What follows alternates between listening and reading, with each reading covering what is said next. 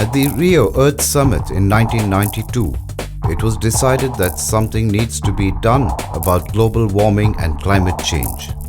But the solutions were far from straightforward. As a first step, participating nations agreed to set up the United Nations Framework Convention on Climate Change.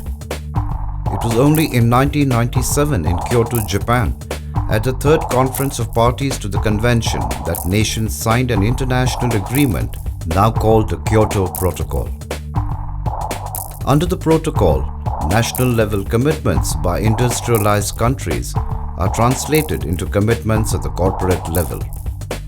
To help reduce the cost of meeting their commitments, companies in industrial countries were allowed to buy carbon credits from transition economies and developing countries. Carbon credits, or certified emission reductions, CERs, could be earned by Clean Development Mechanism or CDM projects in developing countries which use clean technologies that prevent or absorb carbon emissions. The CDM portfolio is growing rapidly. Currently, more than 670 projects located in 58 countries are underway.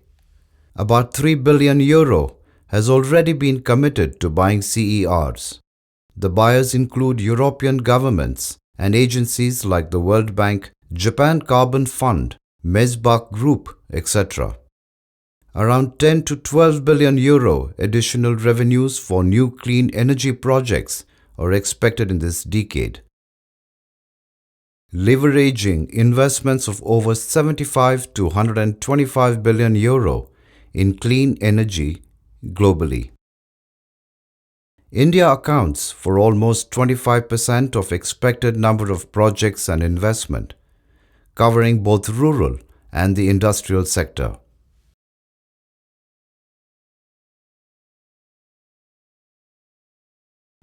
Unfortunately, the United States of America and Australia have not ratified the Kyoto Protocol due to concerns that implementing it would be unacceptably expensive, and countries like China and India are absolved from all responsibility to control emissions.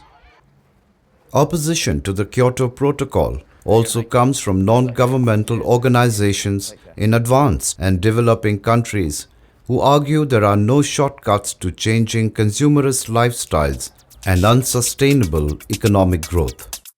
The debate will continue, but for now, the Kyoto Protocol seems a realistic way to tackle the problem of global warming and climate change. It is through one such CDM project, implemented by the Agricultural Development and Training Society, that villages around Bagepalli in the state of Karnataka are undertaking to switch to cleaner fuels, from fuel wood to biogas. Like many parts of India, villages here depend on firewood for their energy needs, an energy source which accounts for a significant quantum of carbon dioxide emissions. At the time when we registered the Bagepalli CDM biogas program, there was a methodology available to us called the replacing of non-renewable biomass. So what we did was, we measured the amount of fuel wood that each family was consuming every year, and we proved that this fuel wood was coming from non-renewable sources. Having proved that, you can then calculate the emissions from burning this firewood.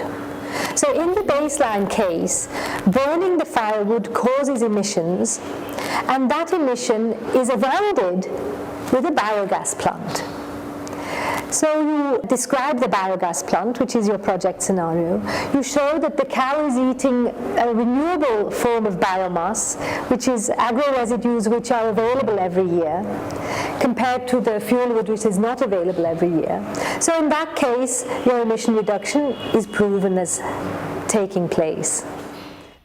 So for the Bagepalli project, we've been able to generate, quantify 3.5 tons of CO2 per biogas plant per year of emission reduction.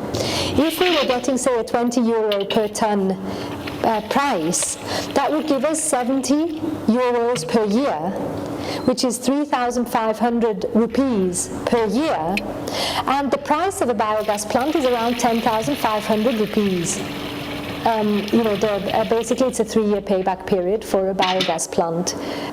In reality, what we did was we sold the CERs in advance to a French corporate who was interested in getting into the carbon trading business for selling CERs to other companies which have got emission reduction requirements under the European trading system.